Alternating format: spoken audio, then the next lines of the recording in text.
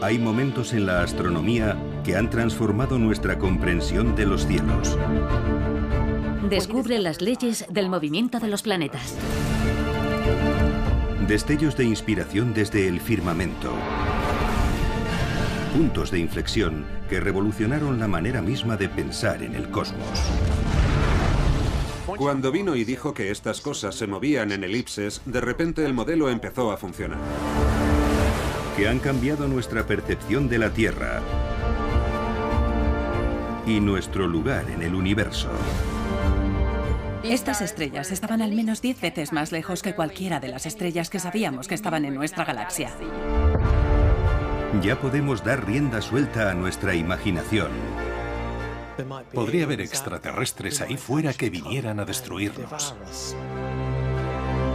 En un universo de infinitas posibilidades. De pronto, nuestro universo podía ser mucho más grande de lo que pensábamos.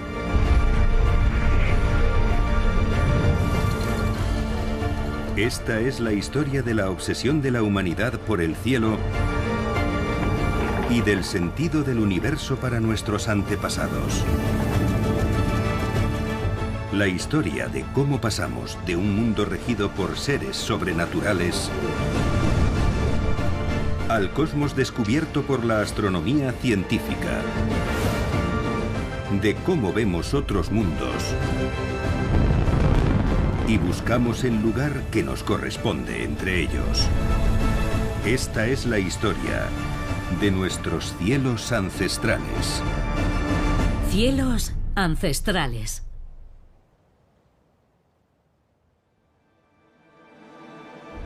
Nuestro lugar en el universo. Con el paso de miles de años, dejamos de creer en un cosmos mitológico gobernado por seres sobrenaturales para concebir un universo racional regido por la ciencia y las matemáticas. Vimos cómo la Tierra, hasta entonces plana, se transformaba en esfera y dimos por sentado que era el centro de todo y a su alrededor orbitaban el Sol, la Luna, planetas y todas las estrellas del firmamento. Hasta que, en 1543, un astrónomo llamado Nicolás Copérnico planteó que era el Sol, y no la Tierra, el que estaba en el centro del cosmos. Aún así, en este nuevo modelo, todo seguía estando contenido en cristalinas esferas concéntricas. Aunque esta idea estaba a punto de desecharse.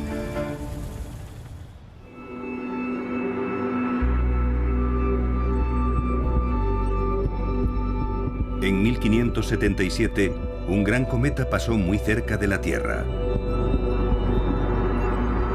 Permaneció en el cielo más de 2 meses. La importancia del cometa de 1577 es que tenemos observaciones de él en todo el mundo. Perú, Japón, Italia, Turquía, y por tanto se puede fijar ese fenómeno en el tiempo. Se pensaba que los cometas eran grandes bolas de fuego, y en las distintas culturas se contaban leyendas que los describían como criaturas fabulosas. Los pueblos aborígenes australianos pensaban que era el temible espíritu maligno de la serpiente arco iris.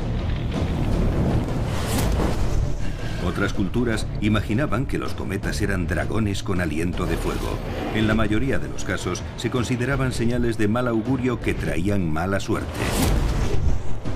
Pero el gran cometa de 1577 haría posible una de las mayores transformaciones de la astronomía en 1400 años.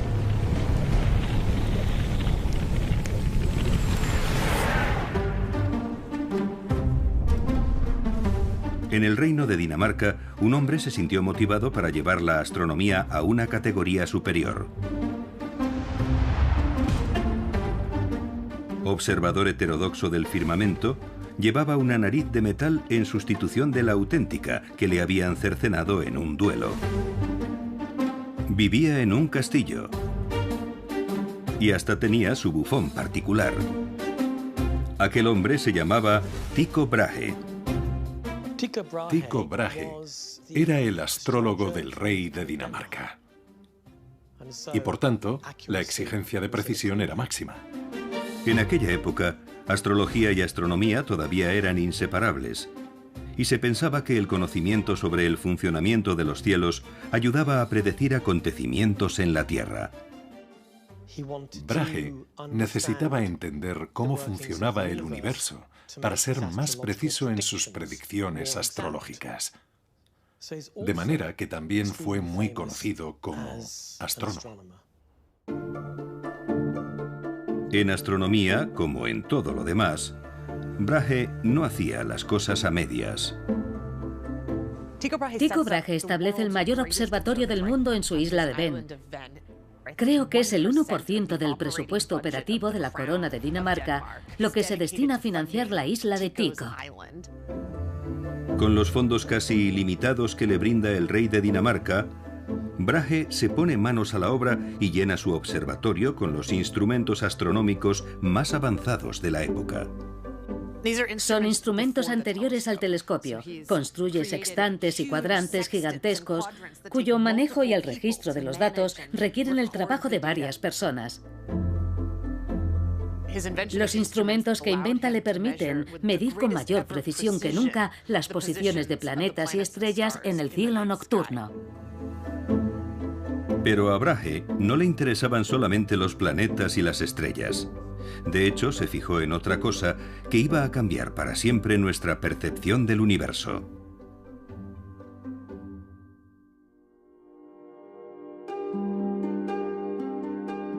El 13 de noviembre de 1577, Brahe avistó el gran cometa desde su observatorio y se propuso determinar su trayectoria. Sus cálculos indicaban que el gran cometa estaba atravesando la órbita de Venus. Pero de acuerdo con el saber aceptado, esto no sería posible. En esa época se pensaba que todo lo que había en el cosmos estaba contenido en esferas cristalinas concéntricas. La idea de las esferas cristalinas no era una simple metáfora para la época. Creían que esas esferas de cristal existían. Brahe razonó que no habría sido posible para el cometa seguir esa trayectoria.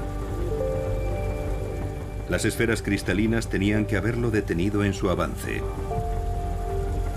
Se dio cuenta de que la única posibilidad de que el gran cometa siguiera esa trayectoria era que las esferas cristalinas no existían.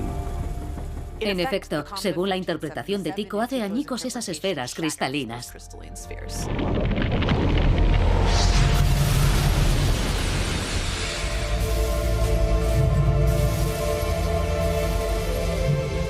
Después de 2000 años, las esferas cristalinas habían desaparecido. Y ya aceptada la idea de un universo centrado en el Sol, la astronomía se adentró en una etapa completamente nueva.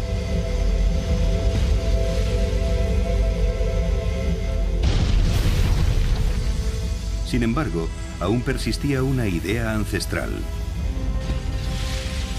La creencia de que todo lo que había en el cielo se movía en círculos perfectos.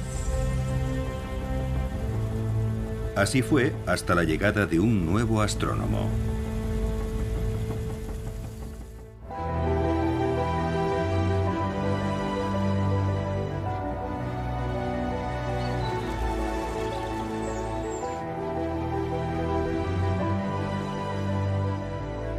Johannes Kepler era un astrónomo y matemático alemán que trabajaba en Praga.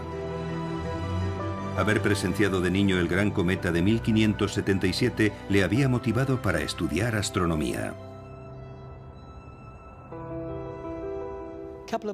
Kepler creía que Dios era el creador del universo y que observando los movimientos de las estrellas y los planetas se podía vislumbrar cómo discurriría el plan divino.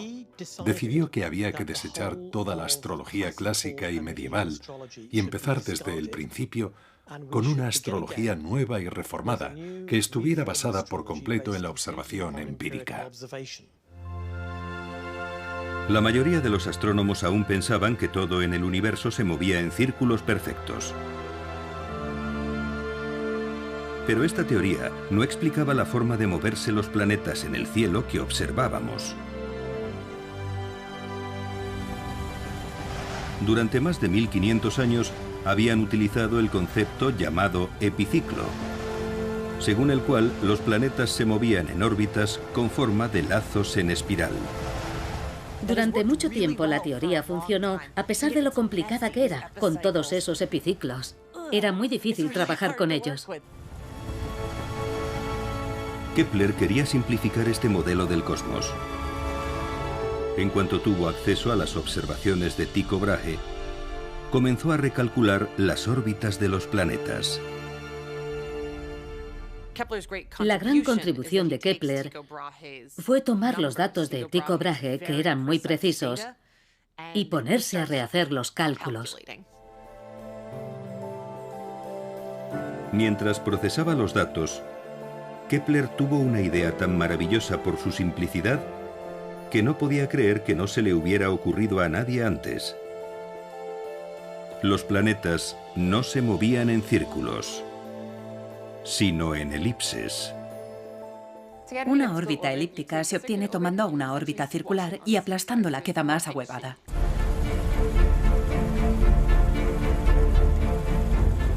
Supone un cambio tremendo.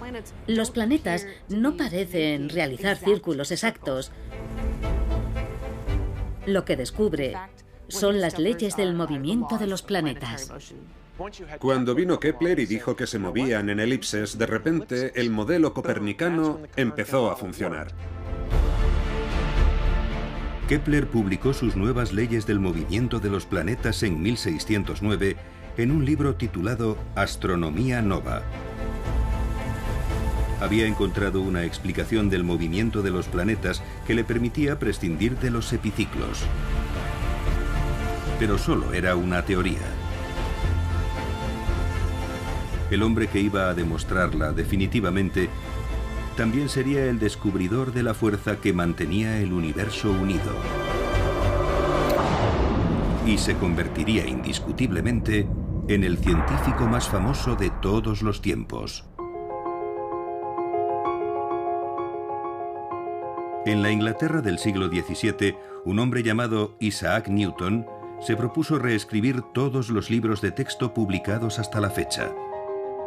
Era un genio que tocó con su dedo la filosofía, la ciencia y las matemáticas. Y hasta la alquimia. Se le recuerda como físico, astrónomo y matemático, pero en su época trabajaba en el contexto de la filosofía natural, que era una manera más holística de entender el universo.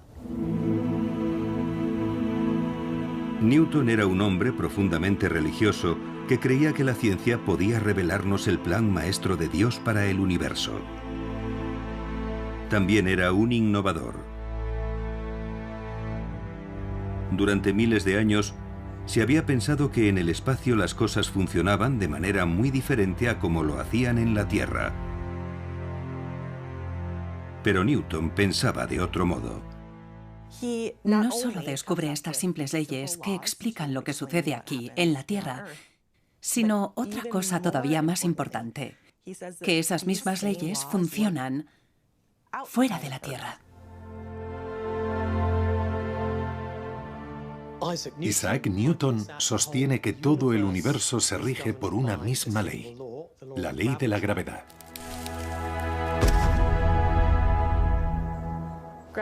La gravedad es una de las 4 fuerzas fundamentales de la naturaleza y es la fuerza de atracción que ejercen entre sí los objetos que tienen masa. Newton necesitaba encontrar la manera de demostrar su teoría de que la gravedad funciona del mismo modo en cualquier parte del universo.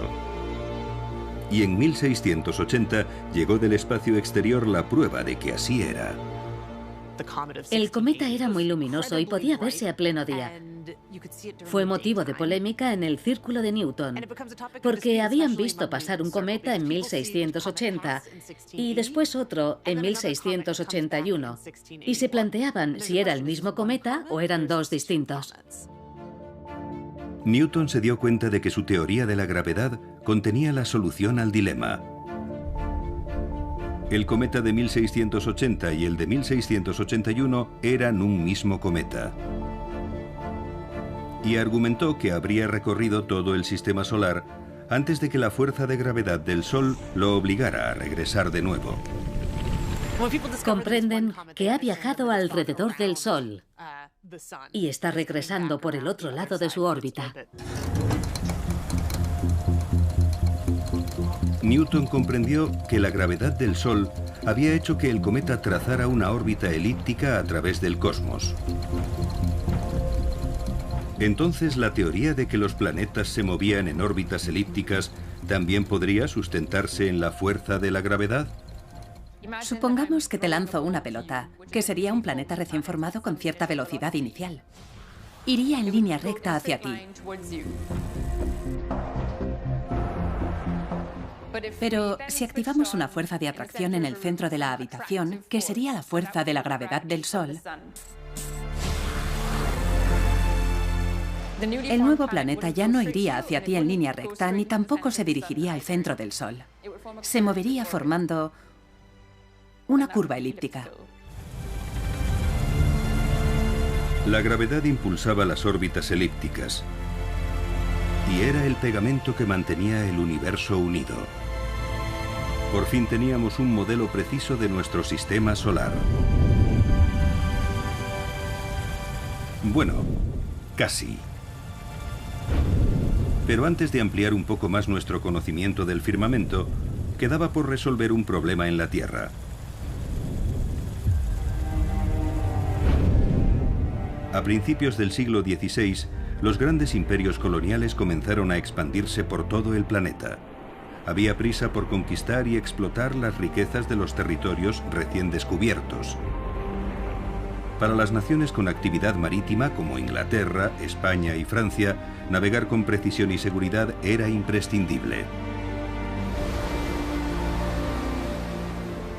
Hay un ejemplo de un barco que estuvo perdido intentando averiguar dónde estaban en medio del vasto océano, mientras cientos de hombres de la tripulación morían de escorbuto.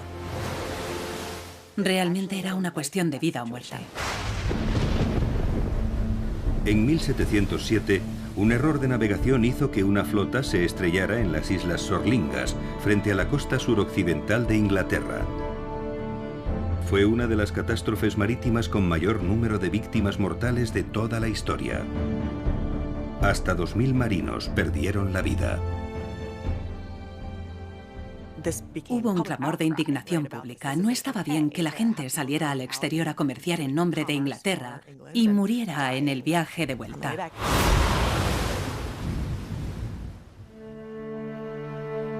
Aunque los navegantes podían utilizar el sol y las estrellas como brújula, no era suficiente para saber en qué dirección viajaban. Determinar su posición exacta era un problema. Guiándose por la estrella polar podían establecer la latitud, es decir, su posición norte o sur. De noche se mide la distancia desde el horizonte hasta la estrella polar y ese valor con una diferencia de 1 grado sería la latitud. Pero para señalar su posición exacta, los navegantes también necesitaban saber la longitud, su posición este u oeste. Esto era prácticamente imposible.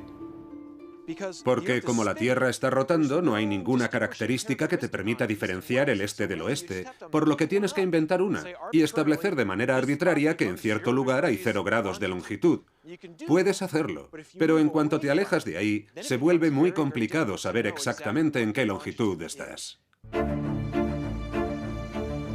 Ya en el siglo II a.C., el matemático griego Hiparco pensó que la respuesta estaba en el cielo. Planteó que si alguien pudiera comparar la hora solar en el lugar donde se encontraba en ese momento con la hora en el lugar de donde había partido, sería posible calcular su posición este u oeste. Aunque era una teoría sólida, tenía un problema. En los 2000 años transcurridos desde Hiparco, nadie había inventado un reloj capaz de funcionar con precisión en el mar. Durante gran parte de la historia, para medir el tiempo se utilizaba algún tipo de dispositivo parecido a un péndulo, y para que ese péndulo funcionara y se pudiera medir su balanceo constante, tenía que estar sobre una superficie estable que no se moviera. Al instalar un aparato así en un barco, que, como es sabido, se balancea con el vaivén de las olas, el movimiento del péndulo se vería afectado y era imposible medir el tiempo. Lo que hacía falta era otra clase de reloj. Y no vendría de manos de un relojero, sino de un carpintero.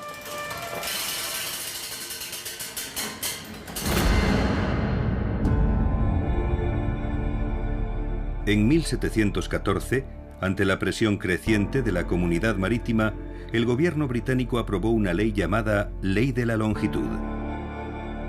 Ofrecían una recompensa equivalente a $2 millones actuales a quien fuera capaz de resolver el problema de calcular la longitud en el mar.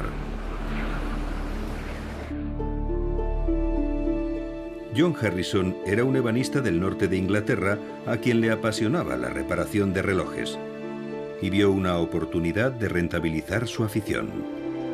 Se propuso diseñar un reloj marino. Estaba convencido de que sería el más exacto que el mundo había conocido. Aquí a mi izquierda está el reloj marino de John Harrison, el llamado H1. Presenta una serie de innovaciones ideadas por el propio Harrison. En lugar de un péndulo tiene estas maravillosas pesas. Y todo lo que afecte a una afectará a la otra en sentido contrario, y por tanto todo error causado por movimientos será neutralizado entre ambas.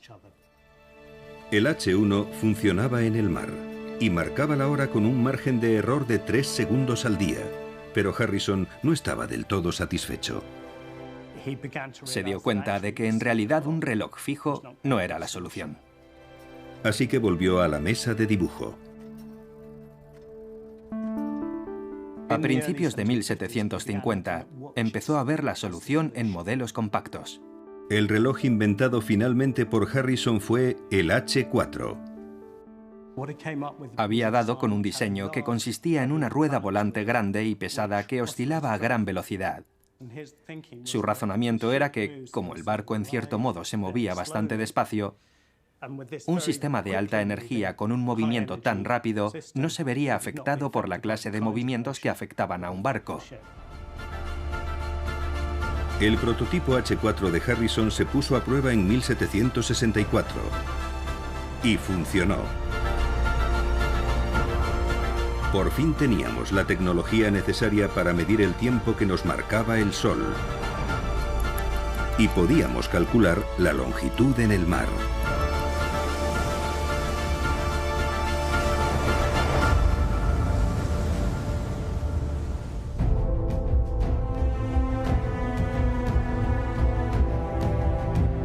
A mediados del siglo XVIII, además, la tecnología nos estaba ayudando a hacer grandes avances en astronomía. Desde la invención del telescopio, habíamos podido explorar cada vez más el cosmos. El telescopio es el primer instrumento científico que funciona como extensión de los sentidos humanos. Y a medida que el telescopio fue aumentando de precisión y tamaño, nos descubrió más y más cosas de nuestro sistema solar.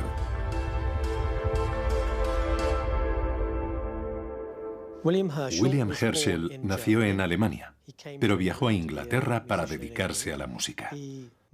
Se mudó a la ciudad de Bath, donde también desarrolló un profundo interés por la astronomía. Trabajaba y colaboraba con su hermana Caroline, quien también llegó a ser una distinguida astrónoma.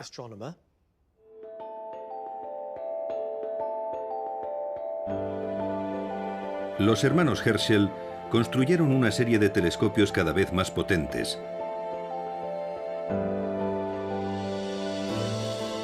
Y con ellos observaron y catalogaron meticulosamente miles de estrellas. En 1781, mientras contemplaba el cielo nocturno, William reparó en un objeto que llamó su atención.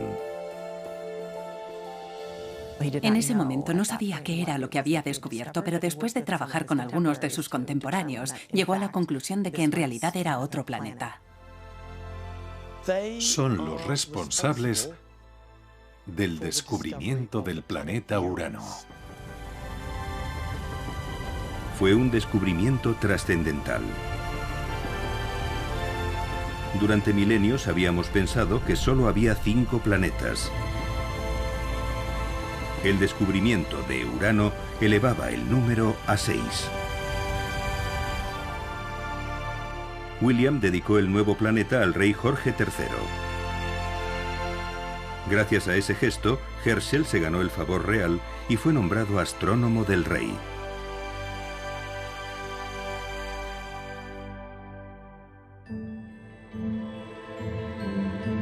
Lo que significaba que Herschel ya podía disponer de la libertad y fondos necesarios para construir telescopios mayores y mejores. Y en 1789 concluyó el telescopio que habría de ser su mayor logro. Esta es la última pieza que queda del telescopio más grande de Herschel, un reflector de 12 metros de longitud que se construyó entre 1785 y 1789. En este extremo de aquí estaría el espejo que él mismo diseñó y pulió, a lo cual debió de dedicar muchas horas de trabajo. Toda la estructura iba apoyada en un gran armazón de madera que giraba sobre unos rodamientos para que se pudiera apuntar el telescopio hacia cualquier punto en el cielo. Era el telescopio más grande del mundo en su época. Cuando Herschel apuntó este telescopio gigante hacia el firmamento, hizo nuevos descubrimientos. La primera vez que usó este telescopio en 1789, descubrió las lunas sexta y séptima de Saturno, Encélado y Mimas. Fue un momento trascendental en la historia de este telescopio. El telescopio de 12 metros se convirtió en símbolo del progreso científico. Dio paso a una nueva era de exploración astronómica. Y cuando empezamos a estudiar el cosmos con un detalle sin precedentes, nuestra imaginación se desbocó. Un efecto directo de la tecnología sobre nuestra capacidad de mirar más allá en el universo y de imaginar cómo se podría viajar por él está en la ciencia ficción.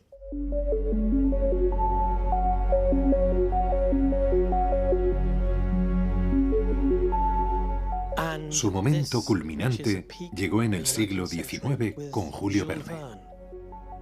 Verne era un escritor muy prolífico y muchas de sus obras contenían descripciones de tecnología realmente importantes.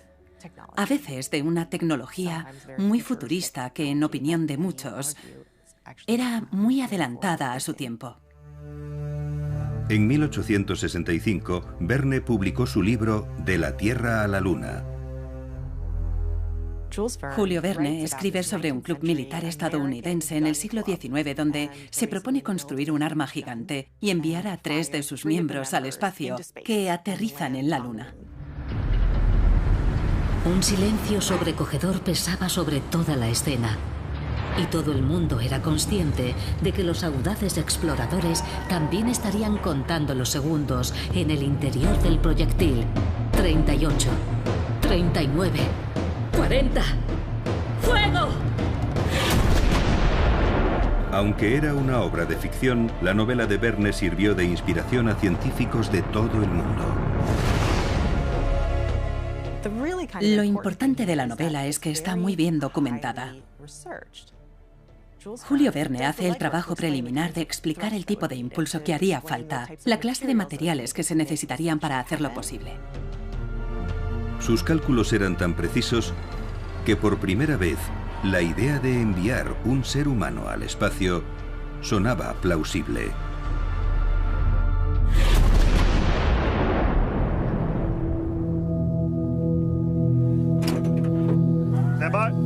Pero aunque pareciera una teoría sólida,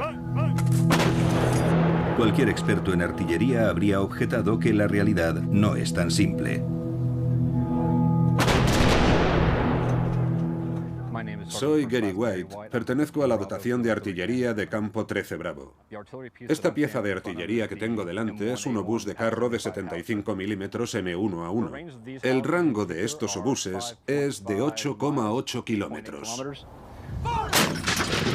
Normalmente se consiguen rangos superiores con los obuses que tienen un cañón más largo, ya que permite que el proyectil alcance mayor velocidad y por tanto tenga mayor rango.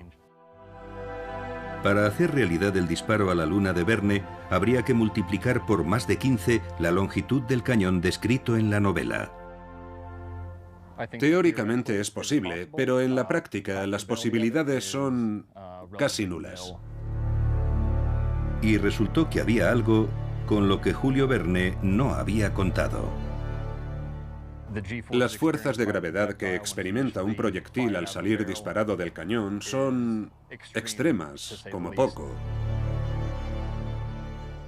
Someter a una persona a la misma presión que un proyectil de artillería al ser disparado no saldría bien. Terminaría con los huesos rotos, sería su muerte segura.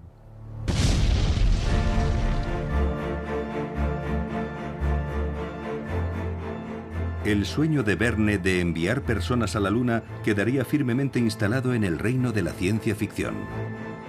Al menos de momento. Pero las compuertas de la imaginación popular se habían abierto.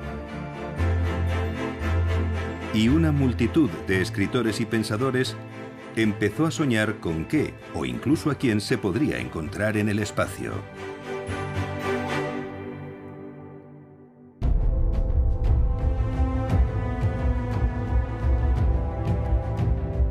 En 1877, el planeta Marte pasó excepcionalmente cerca de la Tierra.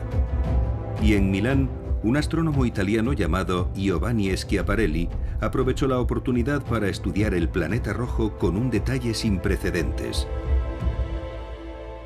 Schiaparelli llenó sus cuadernos de dibujos a mano de Marte, describiendo todas las características que veía a través de su telescopio. Y levantó mapas detallados de un paisaje marciano lleno de lo que calificó de continentes y mares. Una de las observaciones que hizo fue que en la superficie de Marte había una especie de entramados de líneas a los que llamó canali, que en italiano viene a significar cauces.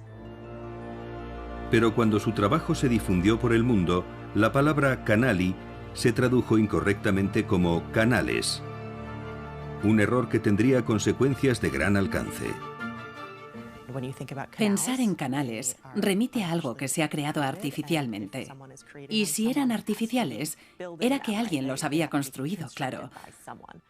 Alguien tenía que haberlos creado. Y esta clase de especulación ha durado hasta hoy mismo, sobre que los marcianos existen y lo que pueden estar haciendo.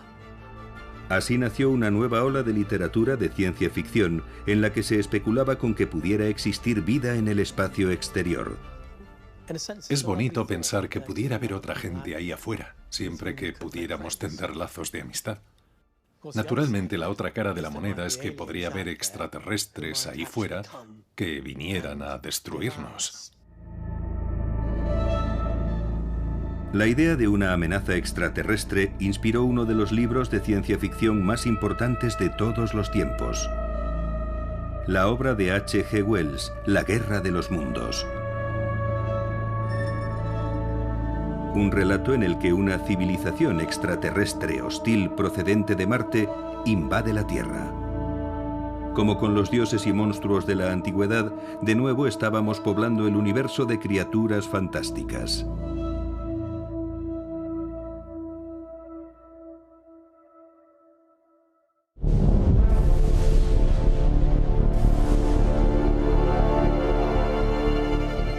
A comienzos del siglo XX, ya sabíamos que nuestra galaxia de la Vía Láctea consistía en miles de millones de estrellas como nuestro propio Sol. Pero aún sabíamos muy poco sobre su forma y tamaño. En 1920 no sabíamos que el universo se extendía más allá de nuestra galaxia. Había un consenso general sobre que el universo consistía en la galaxia de la Vía Láctea y nada más. El propio Albert Einstein pensaba que el universo era finito y que todo lo que contenía siempre había estado en el mismo lugar.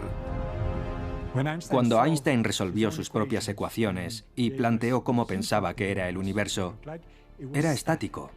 Siempre había sido así.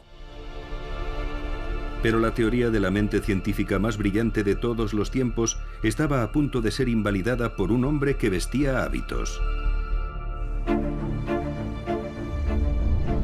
En la pequeña ciudad de Charleroi, en Bélgica, vivía un sacerdote católico llamado Georges Lemaitre.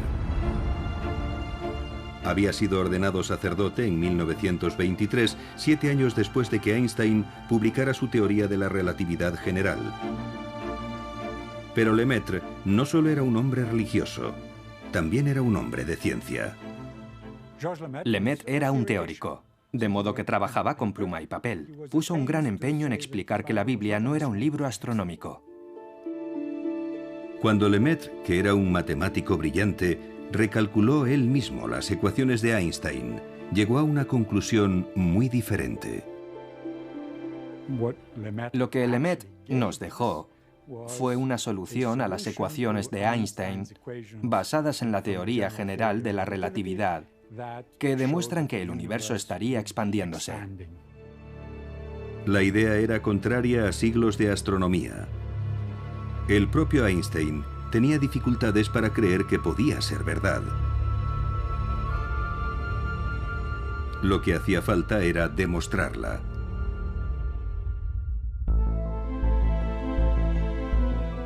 Edwin Hubble nació en Missouri en 1889.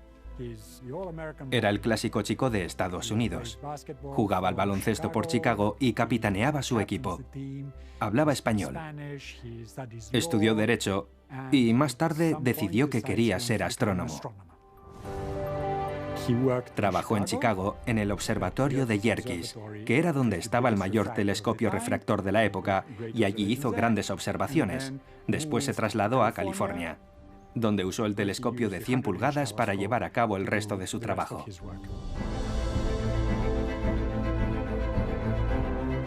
El telescopio de 100 pulgadas que había en el observatorio de Hooker, en California, era el más potente del mundo en aquella época.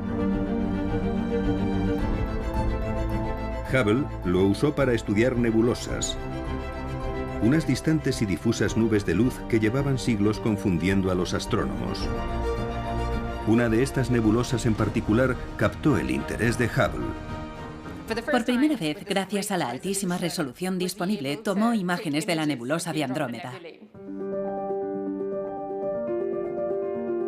Hubble observó que la nebulosa de Andrómeda no era una nube de gas como se pensaba desde hacía mucho tiempo. En realidad era una colección inmensa de estrellas diferenciadas. Y estaba a punto de resolver el ancestral enigma de lo que Andrómeda era en realidad. En esa época, la mayoría de la gente pensaba que nuestra Vía Láctea era la única galaxia del universo y que Andrómeda formaba parte de ella. Hubo un gran debate sobre si esa nube de estrellas estaba dentro de nuestra galaxia o fuera de ella. Pero Hubble tenía otras ideas. Se propuso calcular la distancia a Andrómeda desde la Tierra. Y para ello usó una técnica muy parecida a la que empleamos actualmente para calcular la distancia a la que se encuentra un foco de luz observando su intensidad. Midiendo la intensidad del brillo de las estrellas de Andrómeda, Hubble logró determinar la distancia a la que estaba. Descubrió que esas estrellas estaban al menos 10 veces más lejos que cualquiera de las estrellas que sabíamos que estaban en nuestra galaxia. Fue un hallazgo increíble para la astronomía. Hubble comprendió que si había sistemas de estrellas fuera de la Vía Láctea, el universo era más grande que nuestra galaxia. Fue una revolución. Que las galaxias, las nebulosas que estaban viendo, fueran en realidad galaxias. Universos insulares las llamaron. Es capaz de demostrar que existen galaxias fuera de la Vía Láctea. Y lo que dice es que nuestro universo podía ser mucho, mucho más grande de lo que pensábamos. Por primera vez teníamos pruebas de que nuestra galaxia no era la única en el universo. De hecho, solo era una entre tantas. Pero Hubble aún no había terminado. Edwin Hubble hizo carrera midiendo el universo con los mejores telescopios fabricados en el mundo. Estudiando galaxias muy distantes de la nuestra, Hubble descubrió que la luz que provenía de ellas parecía roja. Sabía que eso indicaba que se estaban alejando de la Tierra. Un concepto que puede entenderse con mucha claridad, no con la luz,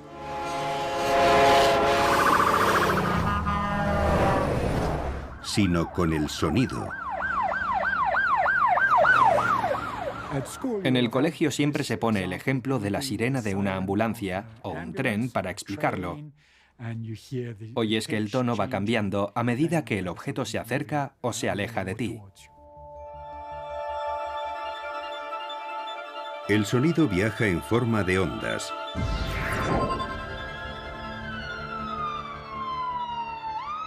Cuando una ambulancia se acerca a nosotros, la longitud de onda de la sirena se comprime. Pero cuando pasa junto a nosotros y se aleja, la longitud de onda se expande y el tono de la sirena va bajando a medida que la ambulancia se aleja en la distancia. Con la luz pasa exactamente lo mismo. Pensamos en la luz como una onda con una sucesión de crestas y valles, y la distancia entre dos crestas la llamamos longitud de onda. La longitud de onda de la luz determina su color. Una longitud de onda corta se ve azul y una más larga se ve roja. Igual que el sonido, la longitud de onda de la luz va cambiando a medida que se acerca a nosotros o se aleja. Tomemos por ejemplo una farola. Si uno echara a correr muy deprisa en dirección a una farola, la luz que verían sus ojos sería azul. Y si se alejara muy deprisa de ella, de espaldas, lógicamente, porque tendría que estar mirándola mientras se aleja, la vería más roja.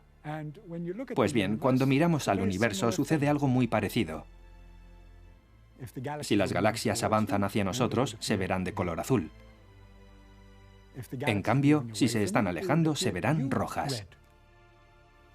Fue un momento trascendental para la astronomía. Las galaxias se están alejando. Eso significa que el universo se está expandiendo. Y un universo en expansión lo cambiaba todo. Por primera vez en la historia supimos que no era estático, sino dinámico. Estábamos más cerca que nunca de comprender cómo se formó el universo.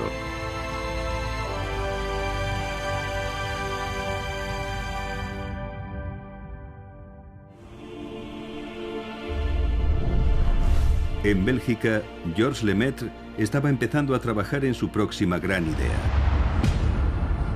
El hecho de que el universo se estuviera expandiendo era la prueba de que sus cálculos matemáticos eran correctos y los de Einstein estaban equivocados. Lemaître era un hombre de ideas audaces. Después de demostrar que el universo se estaba expandiendo, creyó tener una teoría sobre cómo había surgido. Ante un universo que se está expandiendo, es natural preguntarse qué sucedería si diéramos marcha atrás al reloj. Si ahora estaba creciendo, entonces es que era más pequeño en el pasado. Lemaître volvió a sus cálculos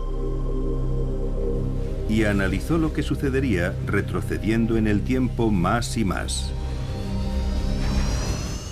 Cuanto más retrocedes en el tiempo, ves que las cosas se vuelven cada vez más densas.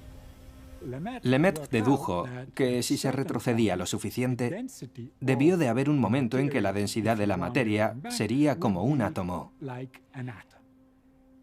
Y ese fue su punto de partida. En aquella época se pensaba que el átomo era la partícula más pequeña del universo. Y Lemaître sugirió que de ese punto concreto habría surgido toda la creación. Lo llamó el átomo primigenio.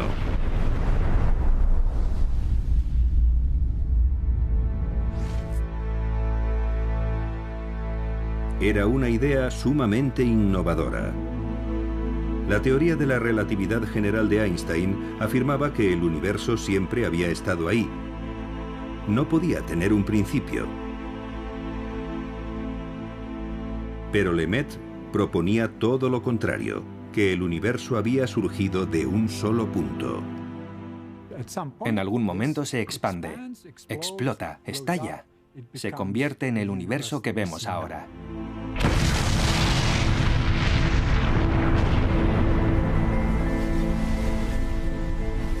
Lemaitre había iniciado los cimientos para la teoría del Big Bang.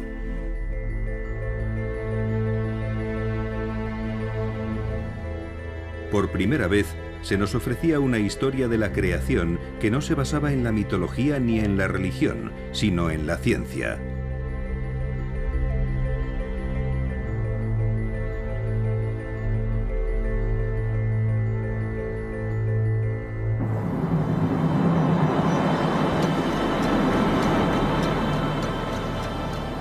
Ha pasado un siglo desde que Hubble y Lemaitre propusieron que nuestro universo tenía un origen. En ese tiempo hemos lanzado al espacio satélites y telescopios que nos están ayudando a ver mejor que nunca y a continuar el trabajo que ellos comenzaron. El telescopio espacial más famoso de todos lleva el nombre del propio Hubble. Y en 2012 nos ofreció una de las imágenes más emblemáticas de la astronomía moderna. Conocida como el campo profundo extremo del Hubble, reveló por primera vez la verdadera extensión de nuestro universo. Prácticamente todo lo que se ve en la fotografía son galaxias. Miles de millones de estrellas en cada una de esas estructuras que pueden ver detrás de mí. Por ella sabemos que hay decenas de miles de millones de galaxias en el universo. Actualmente calculamos que existen como mínimo 100.000 millones de galaxias en nuestro universo. Algunos piensan que podría haber incluso el doble. Es posiblemente la imagen más profunda del cielo que se ha tomado nunca, y por tanto nos lleva más lejos en la historia de nuestro universo. Y cuanto más lejos miramos en busca de más galaxias, más retrocedemos también en el tiempo, hasta los mismos confines del universo visible. Podemos observar la misma luz primigenia que emitió el universo. Lo llamamos radiación de fondo de microondas y es la energía remanente de lo que pensamos que fue el origen del universo. La radiación de fondo de microondas nos ha servido para calcular la antigüedad que puede tener el universo. Actualmente, según los astrónomos, la edad del universo estaría en torno a los 13.800 millones de años. Eso significa que en las imágenes más profundas que tenemos, estaríamos viendo un universo que se creó hace 13.800 millones de años. Las nuevas tecnologías siguen mejorando nuestra observación y comprensión del universo. En 2019, finalmente logramos una imagen de algo que Albert Einstein fue el primero en predecir: un agujero negro. Pero aún no hemos saciado nuestro afán de conocimiento.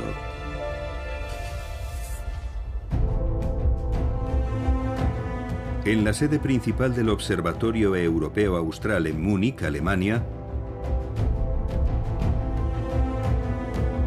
Jason Spairomilio se encarga de supervisar la construcción de varias partes del telescopio óptico más grande del mundo.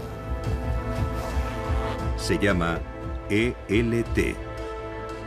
El ELT es un telescopio tremendamente grande. No hemos sido muy originales con el nombre, pero lo define bien. Son las siglas en inglés de telescopio extremadamente grande.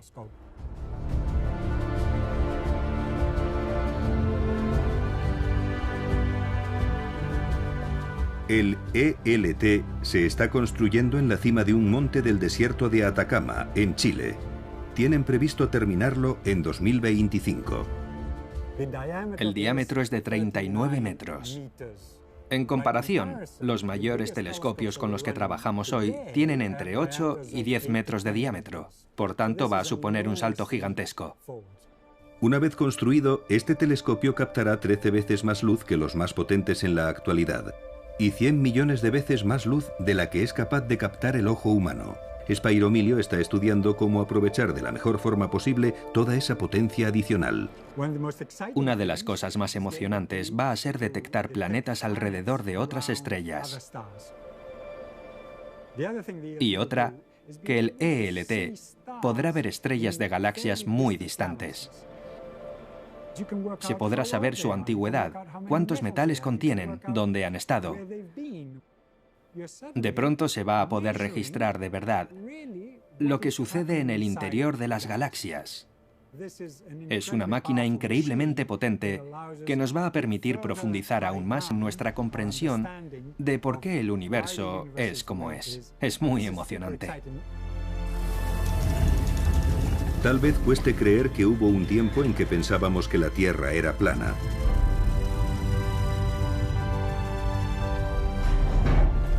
Que estábamos en el centro de todo. Y que el universo empezaba y terminaba en nuestra galaxia.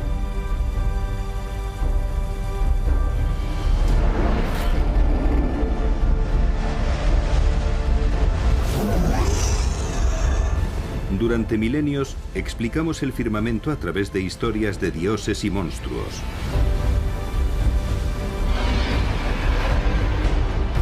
Pero con la invención del telescopio, comenzamos a descubrir un universo racional. Gracias a la ciencia de la astronomía, hemos descubierto nuevas perspectivas del cosmos. Aunque todavía queda mucho por descubrir. Nuestra comprensión del universo todavía es muy incompleta. Todo lo que sabemos de los planetas, las estrellas y los gases solo abarca el 5% del universo visible. El 95% restante sigue siendo en gran medida un misterio. Y hasta que tengamos al fin las respuestas científicas a las grandes preguntas, siempre nos quedará espacio para rellenar con la imaginación.